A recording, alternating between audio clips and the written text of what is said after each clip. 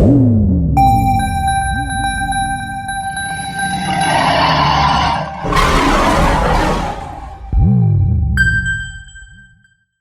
to this special episode of TF3, the Liverpool edition. If you see TF3, I'm the only Liverpool fan, so it feels like something different having Liverpool fans around me for a change, as opposed to always being on the other end of it, fighting battles. So glad to have you here. Bubbles from Goaldiggers podcast, Nino and Dej from What are you saying? the Beautiful Game podcast. Pleasure to have you here. All right, let's get into it. I'm going to start off with your predictions for the season. With the squad, how it is presently constructed. Starting with you, Bubbles. Oh, great.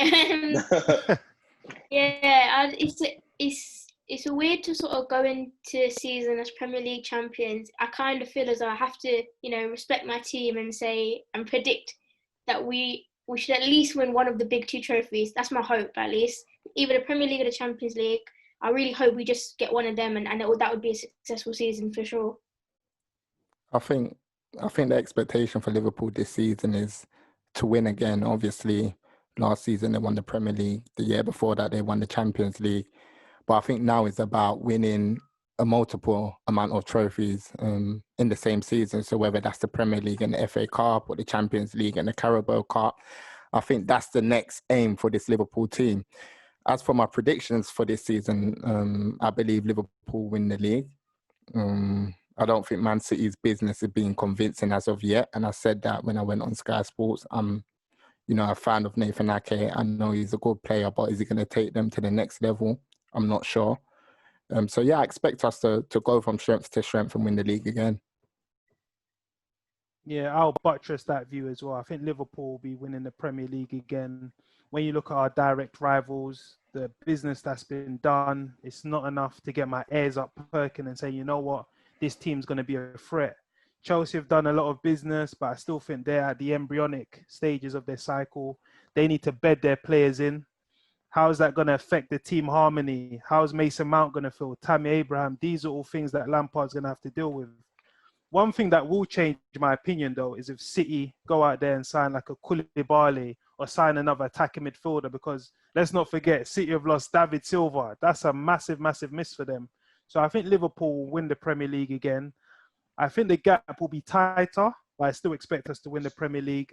Champions League, I think we need to go on another run, but I think our squad is a bit thin for that. I'm not going to lie, I'm not too sure on the Champions League front. But I'd like to win the FA Cup.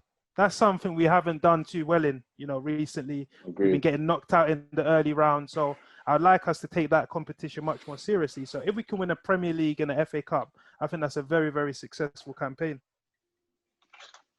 Cool.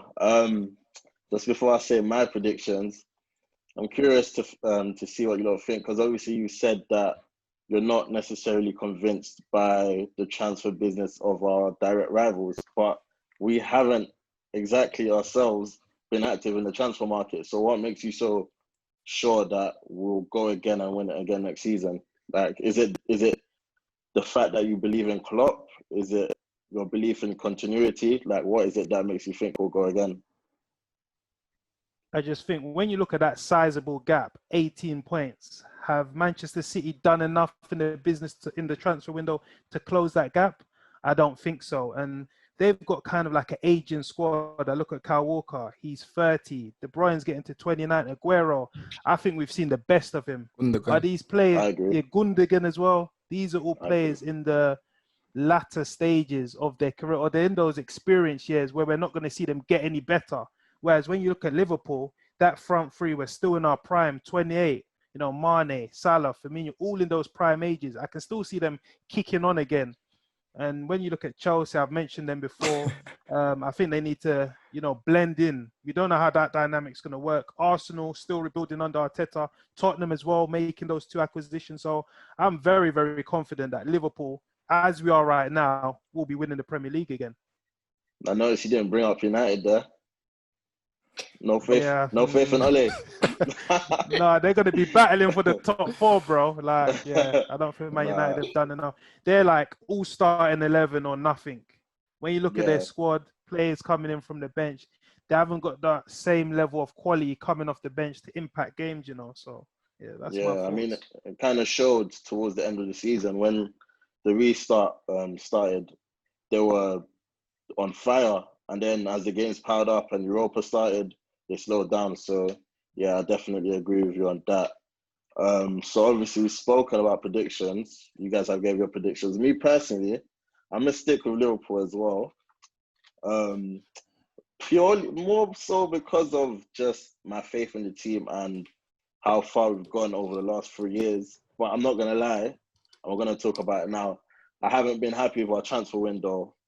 I feel like I'm a believer in when you win, you got to keep on improving. And I feel like for us, obviously, we've had the same team pretty much for the last 2 years. And football these days, it's a bit, you need to make that move every season. You need to evolve your squad every season. It feels like when City won it the first time, it felt like Pep wasn't going to rest on his morals. He bought Mahrez. Laporte came in and it got stronger. And I feel like for us, obviously, it's a very balanced team and you know how we're going to play and stuff like that. So maybe we don't need extra players because we're always going to play that same front three. We might not need extra forwards. We know what we're going to get from the midfield. So we might not need the creative spark of a Thiago. But I believe that we should have added to this window. So I'm just going to ask you, with one signing so far, Tsimikas, I don't even know if I pronounced that properly, the left back, the backup left back. What are your thoughts so far on our transfer business? Go on, Bubbles. Yeah, no, it's a weird one because we went into the transfer window knowing that like Lallana would be leaving this summer. Of course, not as heavily involved, but you expect likes of Curtis Jones and whatnot to step up. But then we lost Lovren as well. Used that money to bring in Tsimikas because we wanted a backup left back. But now we've not got a fourth choice centre back. And when 2 of your 3 senior centre backs are quite injury prone, that is a slight worry for me. Then we've heard now since perhaps Fabinho could play in that role, which sounds okay to me. I think you'd do a good job there. But then you have the problem where you might miss Fabinho from your midfield. So now are we lacking in midfield? So it's a tricky one for me. I think for me, I always wanted a backup forward, and it was Timo Werner. His versatility, where he could play in our attack was perfect in my opinion. But of course, the price wasn't for us. And now when you're linked to someone like Thiago, it's easy to get your hopes sort of set on him. And I think he would bring a different way of playing for us. And I think we have that maybe problem where we might become a bit predictable, especially going into this season, how we played the last year and a half. So he would bring something different in how we can attack, how we can move the ball through the middle rather than constantly to the fullbacks and crossing in. I know you said like you're a fan of, strengthening from a position of strength, but making signings isn't the only way to strengthen. I mean, if you look at the academy, you've got Harvey Elliott coming through. You've got Neco Williams, who scored a last-minute winner for Wales, who looks like a decent talent coming through. Curtis Jones, he's made leaps and bounds over the last 12 to 14 months at Melwood. So I think I understand we're concerned. We want Thiago to come in the door. I do think that deal will happen. I think it would happen, but I just feel there's enough there. But obviously, if we lose someone like Rhian Brewster, I feel that we will go out and get an Ismail Sarr. So I think we just have to wait and see. And, the feeling within Liverpool is that this transfer window is very fluid and things can change very quickly. Yeah, I feel like, okay, I agree with you in the sense that you can obviously strengthen without signings. But I feel like if that's the case, Klopp's got to integrate them a lot more. Like Harvey Elliott played two matches in the Prem last season. No, I think. I hear that, but I went a step forward with the Harvey Elliott's and so, but Takima Minamino, he's like a brand new signing. Even Oxlade-Chamberlain, he didn't play a pivotal part last season. Naby Keita's going to get more game time. So these are 3 players that didn't play a big part last season that can be like brand new signings this season. Yeah, no, that's fair enough. That's fair enough. Sorry about that. Bit of noise in the house. Bit of noise in the house. Oh my gosh, I've lost my I'm train of thought now. finished. What was I gonna say? Okay, transfers. Sorry. Yeah. So obviously you mentioned Brewster. You mentioned obviously strengthening from within, but then we're hearing reports today that Liverpool might be willing to part ways with Brewster. So what are your thoughts on that? I'll start with you, Dej. Poor, I'm not surprised. I spoke to some of his representatives like a week or two ago, and they were a bit, I would say, perplexed by Jurgen Klopp's comments after Rhian Brewster scored 2 goals. They were sort of saying that didn't really show that much faith in the youngster. And obviously, we saw what happened in the Community Shield against Arsenal, missing the penalty. I don't think Jurgen Klopp is totally convinced. I think there's a feeling within Liverpool that Rhian Brewster, whilst he's a good finisher, to get into that front three, you need to have more facets in your game. You need to be more versatile. And whilst Brewster is still young and he can develop these traits, here and now, maybe he's not ready. So that kind of makes sense. But if you're getting rid of Rhian Brewster, you have to bring in a replacement. I personally like Brewster, but I do think he probably needs a loan at Premier League level. Then that will be the acid test in determining whether he's good enough for Liverpool. Yep, I agree. I feel like it's such a difficult one with Brewster because you looked at how well he played in the Championship. He scored a lot of goals last season for Swansea in the playoff push, but the Championship and the Premier League, it's a whole different ball game.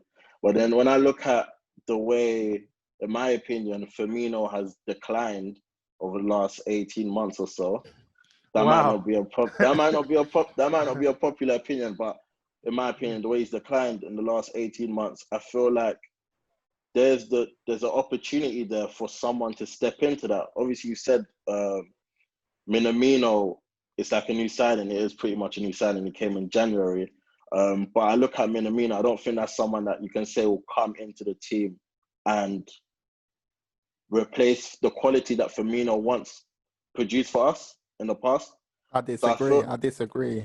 I've disagree? watched him very closely this preseason, and I think, alongside with Naby Keita, he's probably been our standout performer in preseason. I know it's a low sample size, but this guy's a very good player. He's an intelligent player. He, wowed the team when we played RB Salzburg in the Champions League because he was really impressive with his movement. And I think what he does well is that he gets into good positions. And if you keep getting into good positions, you will reap your rewards later on in the line. And I think he's a player that can surprise a few Liverpool fans this season, in my opinion. I hope so. I feel like with him, obviously, I feel like the myth of settling in has been completely taken away from Premier League fans because of the likes of Sanchez. When they came into the Premier League, they hit the ground running from early. Aguero, all these players. There still should be a settling in period for players coming from abroad. Like the Premier League is a very different league from the Austrian league, obviously. So I feel like with Minamino, he has looked sharp in friendlies, but I want to see it in the Premier League. Obviously, we saw it in the Community Shield. He did come on and have an impact, but I want to see a bit more aggression. Do you know what I mean? A bit more hunger on the pitch, a bit more like wanting to be there. Because right now he's playing a bit timid, a bit shy. Obviously in the friendlies he's played a lot better. But we'll see in the Premier League in regards to him. Of course, we just spoken about Brewster. I just want to move on to the Wijnaldum situation in line with Thiago. Obviously, there's been reports that we haven't renewed contract talks with him and we won't be renewing contract talks with him as it stands. I just want to get an overall feel from all of you, how you feel about this situation in regards to Wijnaldum and Thiago. Would you be happy to let Wijnaldum go if it meant Thiago coming in? Or would you like to have both of them in the team? Obviously, we're quite overloaded in midfield, so I'll be interested to see what you lot think. I'll start with you, Bubbles. Yeah, no, I've always said, I think worst case scenario is we end up losing Wijnaldum for free in a year's time because he's a quality player and he's done a fantastic job for us. So ideally, I would have liked him to sign the contract extension and stay, and maybe even bring Thiago in as well and have them, as both as options. Clearly, although it's past that stage now, that's not happening. So if we have to lose him, I would rather lose him this transfer window and at least get some money for him, and then that money can go towards a replacement in midfield. I agree with Bubbles. I think the way it looks now, Gini Wijnaldum, he's going to Barcelona. Obviously, we're speaking to Patrick Van Arno on our podcast, and the way he was behaving, I think he knows something's up. And if we have to lose Gini to get Thiago, obviously you're going to be trading that physicality for a much more progressive and technical, vertically midfielder. And I think bringing Thiago obviously adds to our weaponry. Obviously, we know we've got Trent on the right, Rob on the left. But what Thiago adds is that penetration through the middle. And that adds another facet to our play that we haven't got already. So if we have to lose Gini to get Thiago, I'm all for it. Again, it's not a bad thing losing Gini. In any relationship, sometimes there comes that parting of ways where, you know, he served the club to the best of his ability, came in from a relegation team, Newcastle, won the Premier League, won the Champions League in a restricted role, and going to Barcelona and rekindling that relationship with Ronald Koeman, you know, and playing in his preferred position, like, I can understand that. I'm fine with that. No, I totally agree with that. I think just on Gini Wijnaldum, he's an excellent player, technical, press resistant, just manipulates the ball, never see him lose the ball. I was watching him in the Community Shield, and just the power that he has is just unreal. But again, if it takes Gini going and Thiago coming in to spice up the dressing room and to bring a new facet to Liverpool's game, I'm all for that. Yeah, I agree with all three of you. I think we're in agreement. I feel like, especially with the fact that, you know, last season I believe we came a bit predictable with the way we played our football and the way we attacked. I feel like obviously if Thiago comes in, it gives us a new element. And for me, my favourite time on the clock in terms of the football we played was when we had Coutinho just playing in the left centre midfield position. Just when we signed Salah, we were fluid. We were very fluid. And I feel like obviously Coutinho and Thiago are different players, but in terms of intelligence and just how direct Thiago can be in the way he plays, I feel like it will obviously give us a new dimension. And I think the football will change and be a lot better if he came in. So, Genie, obviously, mad love for you. But if it's gotta be this way, then adios. You know, no, I'm joking. Obviously, Genie's a legend at Liverpool for what he done against Barcelona, so I'll never disrespect him. But yeah, if it has to be this way, then I'm happy to let him go and get in Thiago. But yeah, last question. I feel like we've kind of already touched this base anyway, but is there any positions that you feel we need to strengthen in before the season starts? I think, obviously, we all know we need a centre-back. I'm pretty convinced that Ben Godfrey will leave Norwich this summer. I'm not sure if Liverpool will pay the money to get him out of there. Obviously, Thiago to just spice up the midfield and add that vertical penetration, as Des said earlier. And maybe if we can get, you know, a supplement to the front three, like a Sarr from Watford, who I think is a terrific talent. I think if we can get those three players, we're going to walk the league again. Yeah. Anyone else? Anyone got thoughts? I feel like he ticked off all the roles there in one thing. I think for me it's always just back up for the front three or just an attacker and that Thiago shaped hole we have in midfield. Yeah, just a left field one. Like, what about the goalkeeping situation? We've seen images of Karius back at Melwood. Obviously, Adrian's there as well. So, are you all comfortable with Alisson being the number one, Adrian number two, or do you think that's somewhere where maybe, like... I think we're looking at a keeper. There's been reports. Okay. The name escapes me, but I've seen Bubbles. Do you have any insight into the keeper? The name? No, I saw we were looking at a Brazilian kid, but he was he was a youngster though. He wouldn't. I don't think he'd come in and necessarily challenge for number two straight away. No, so I'm comfortable. Yeah. I think. So if Alisson misses like 10 games in the season, you'll be happy to see Karius come back in, or? Yeah, now let's remember, guys, Adrian played a key part in Liverpool winning the league last season. Yes, I know we made mistakes. Yes, I know we made those clangers against Atletico Madrid. But when push came to shove at the beginning of the season, when Alisson was out for 8 weeks, he stepped up and saved us on a few occasions. Yeah, go on, Bubbles. No, I was gonna say there is the potential for a great comeback story for Karius if he was to become number 2 and go on to win the Champions League this year. Imagine the pictures of him with the trophy. You know, come back to the club and succeed. Yeah. Yeah, that's like a Rocky story, isn't it? Yeah. Oh boy. Well, anyway, we're gonna leave it there, guys. Thank you for jumping on. And to the viewers, thank you for tuning in to another episode of TF3. As I mentioned at the start, this was a special Liverpool edition. There'll be more coming out this week for the other top 6 teams: Arsenal, Tottenham, Chelsea, United, City. So look out for that. Leicester were in the top 6 last season, so do they count? Big up, Brendan. Leicester, I wish we could do one for you, but unfortunately, we ain't got enough fans, you know. But yeah. Once again, thank you guys for jumping on, and I appreciate it. And much love, man. Our pleasure. Peace.